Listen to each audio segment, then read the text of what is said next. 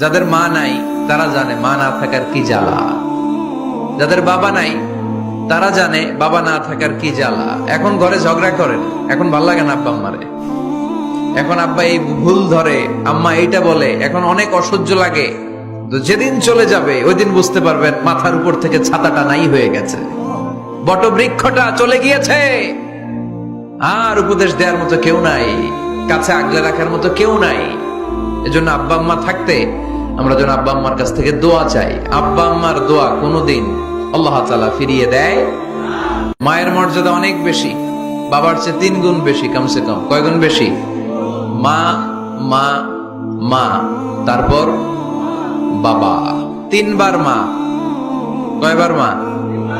একবার বাবা। তার মানে মাকে ইসলাম দিয়েছে স্বর্ণ পদক, দিয়েছে রৌপ্য পদক, দিয়েছে ব্রোঞ্জ পদক, আর বাবাকে দিয়েছে সান্ত্বনা পুরস্কার। আমরা এটা নিয়েই খুশি, ঠিক কিনা? তাহলে মাকে 3টা পুরস্কার, স্বর্ণ পদক মা, রৌপ্য পদক মা, ব্রোঞ্জ পদক মা, বাবারে দিছে কি? সান্ত্বনা পুরস্কার।